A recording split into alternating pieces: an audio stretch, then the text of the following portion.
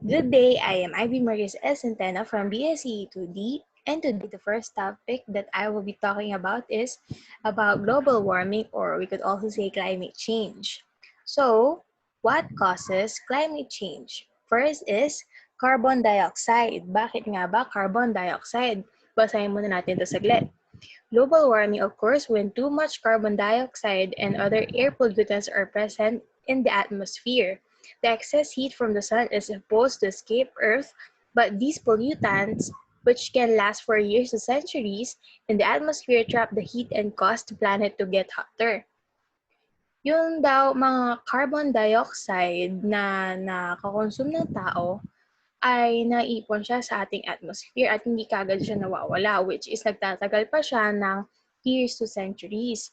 Ngayon, yung sun ay naturally nagbibigay siya ng ng heat sa atin dito sa Earth.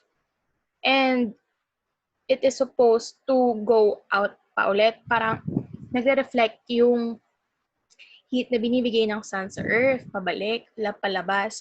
Kaso, yung heat na yun, hindi siya makalabas due to yung mga naipon nga na carbon dioxide sa atmosphere natin. Ngayon, hindi makalabas yung heat na binibigay ng sun dahil sa carbon dioxide and natatrap yung heat na yun dito sa Earth and hindi siya kagad makalabas, which is nagkakos nga ng global warming or climate change. Next naman ay ang greenhouse effects, and last naman ay ang burning of fossil fuels.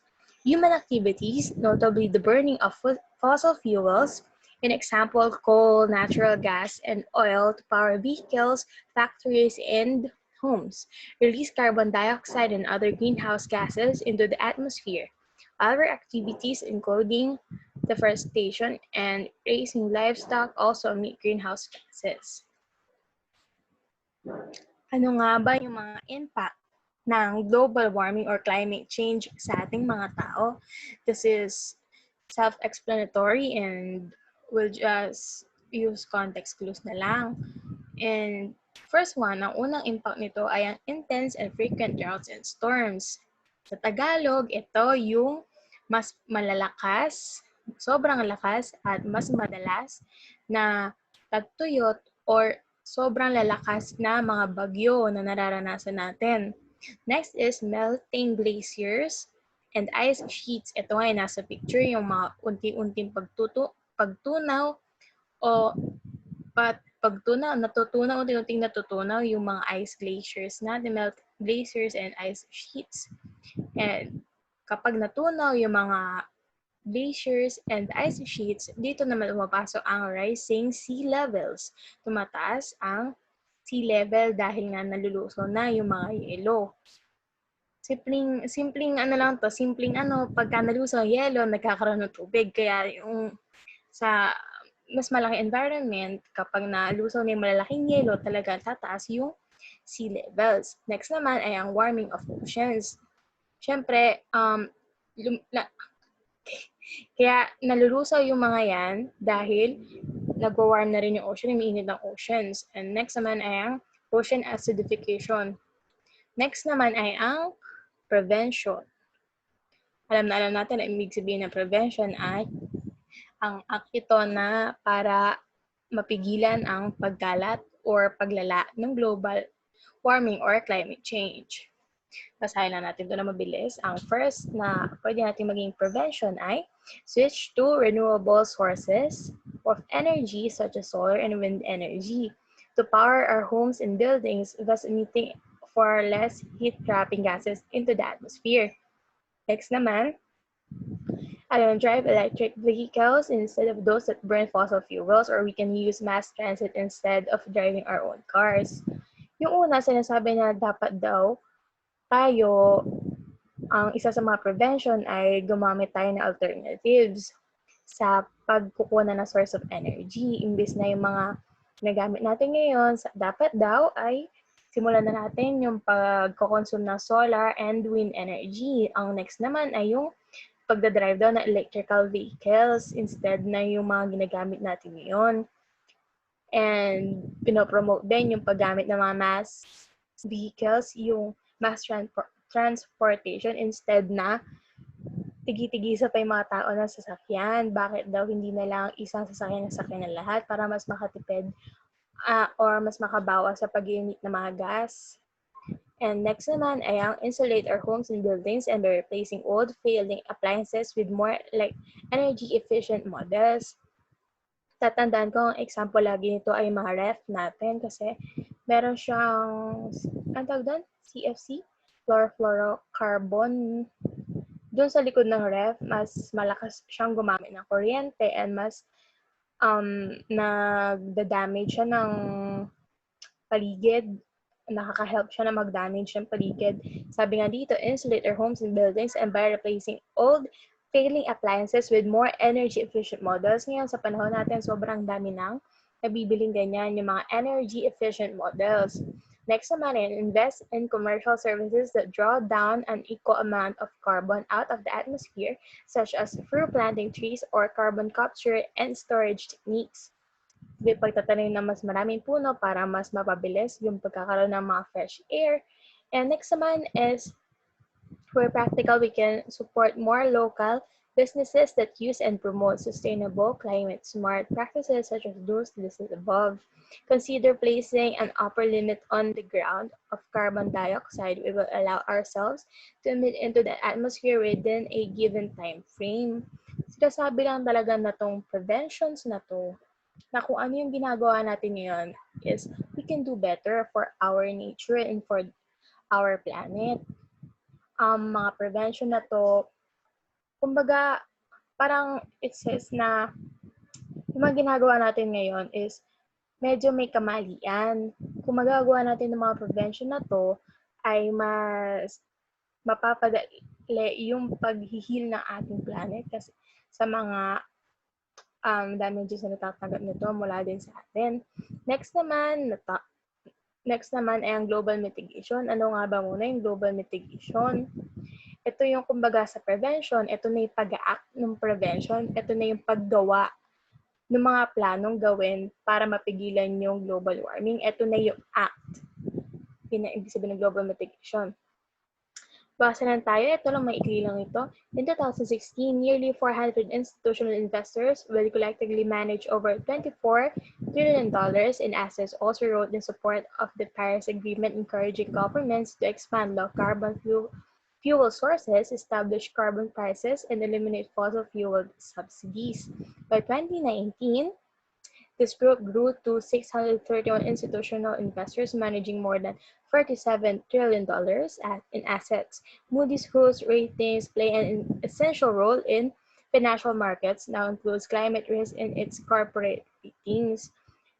Kumbaga ngayon, nagagampanan na yung mga prevention, hindi naman tayo as individuals nakagawa nun, pero may mga organizations talaga na nagsusupport or sinasabuhay talaga ng mga prevention na inaahain ng madaming mga scientists natin mga tao. Sila yung mga nag-act, nagsasabuhay ng mga preventions. So, next topic naman natin ay ang solid waste management. Ano nga ba ang solid waste management? Para mas lalo tayong maliwanagan, ang solid waste management is a term that is used to refer to the process of collecting and treating solid wastes. It also offers solutions for recycling items that do not belong to the garbage or trash. Waste management is all about how solid waste can be changed and used as a valuable resource. Ayan. Ano nga ba ang stages of the waste management system? Ay bago yan, ano nga ba muna ang objectives ng solid waste management? The primary goal of solid waste management is reducing and eliminating adverse impacts of waste materials on human and environment to support economic development and superior quality of life. This is to be done in the most efficient manner possible to keep costs low and prevent waste buildup. So ito na nga ang 6 stages of the waste management system. First ay ang waste generation. Waste generation. This encompasses any activities involved in identifying materials that are no longer usable and are either gathered or systematic disposal or thrown away. Next naman ay ang on-site handling, storage, and processing. This relates to activities that at the point of waste generation which facilitate Easier collection. For example, waste bins are placed at sites that generate sufficient waste. Next naman ay ang waste collection. Waste collection, a crucial phase of waste management. This includes activities such as placing waste collection bins, collecting waste, waste from those bins, and accumulating trash in the location where the collection vehicles are emptied. Emptied. Although the collection phase involves transportation, this is typically not the main stage of waste transportation. Next naman ay no, ang next ay waste transfer and transport. These activities involved in moving waste from the local waste collection location to the regional waste disposal site in large waste transport vehicles. This is self-explanatory, ano? Next one is recycling and recovery. This refers to the facilities, equipment, and techniques employed to recover usable or recyclable materials from the waste stream and to improve the effectiveness of other functional elements of waste management. Next is disposal. Ito na yung last na stage of the waste management system. Ito na ang disposal, the final stage of waste management. It involves the activities aimed at the systematic disposal of waste materials in locations such as landfills or waste-to-energy facilities. Ano yung mga recyclable materials? Alam natin yung elementary pala, pinag-aaralan na yan, tinatakal na yung mga ganyan topic. Ay mga recyclable materials. Example nito ay ang paper, cardboard, metal, plastic, tires, textiles, batteries, electronics. Note that composting or other reuse of biodegradable waste such as food or garden waste is also a form of recycling. Ito naman yung mga non-recyclable. Nakita naman natin sa picture, mga plastic bags or recyclables inside plastic bags. Takeaway coffee cups, disposable nappies, garden waste, bubble wrap, syringe or medical waste, dead animals, oil, ceramics, ovenware, or light bulbs. Ito naman, benefits of recycling. Number 1, reduces the amount of waste sent to landfills and incinerators. Number 2, conserves natural resources such as timber, water, and minerals. Number 3, increases economic security by tapping a domestic source of materials. Number 4, prevents pollution by reducing the need to collect new raw materials. Number 4 is saves energy.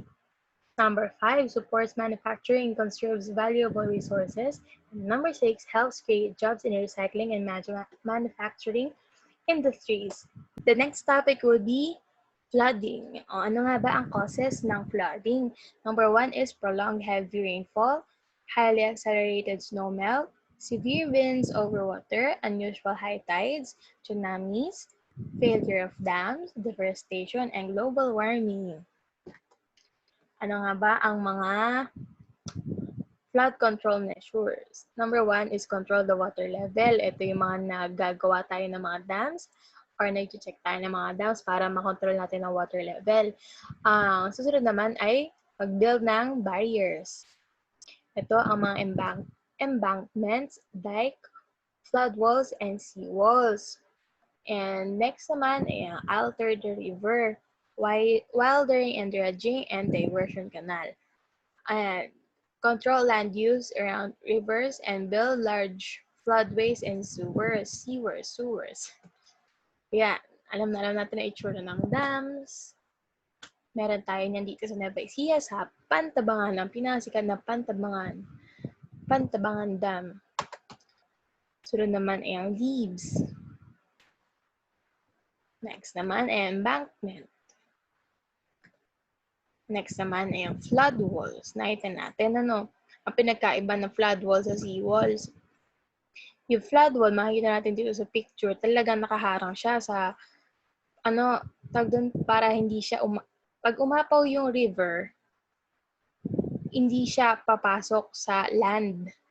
Unlike sa seawall, para lang hindi siya, kumbaga nako-contain niya to Nako-contain niya yung tubig para siyang nagiging malaking banyera sa seawall. Parang dyan lang humahampas yung mga alon para hindi umakyat.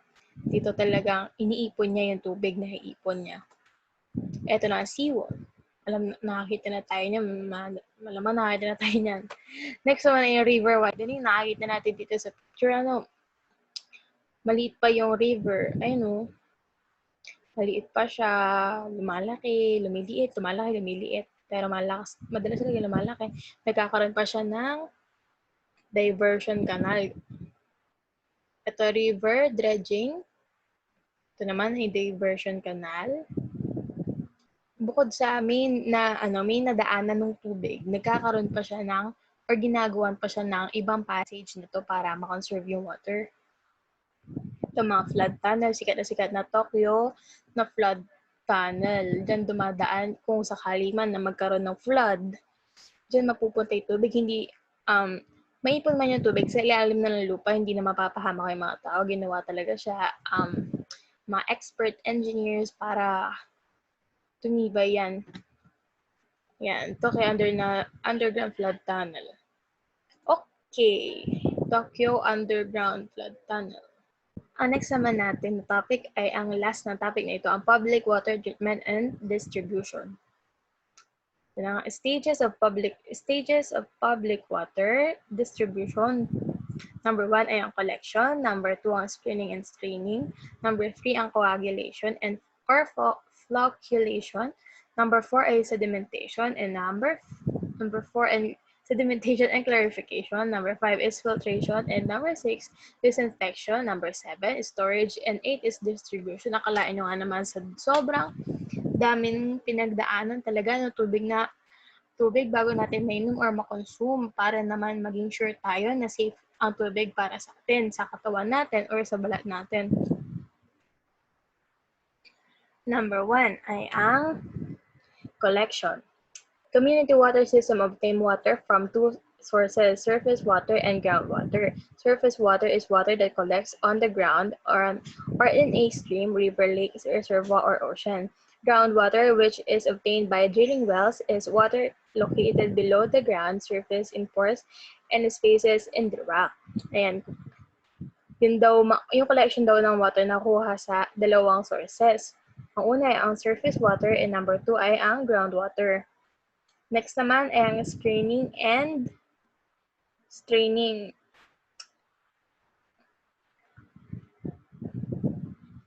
Screening and straining. If you think about surface water sources, screening and straining. Next naman ay ang screening and straining. Ito na yung pangatlo, coagulation or flocculation. The coagulation process involves adding iron or aluminum salts such as aluminum sulfate, ferric sulfate, ferric chloride, or polymers to the untreated water. When mixed with the water, this causes the tiny particles of dirt present to stick together or coagulate. These groups of dirt particles then join to form larger, heavier particles called flocks, which are easier to remove by setting or filtration. So nagtataka tayo, bakit yung tubig nilalagyan na kung ano-ano chemicals such as aluminum sulfate, ferric sulfate, ferric chloride, or polymers. And explain to na kaya to nilagyan ng mga chemicals para matanggal yung mga dumi at magsama-sama siya sa iisang part para mas madali siyang tanggalin, para mas maging safe sa atin.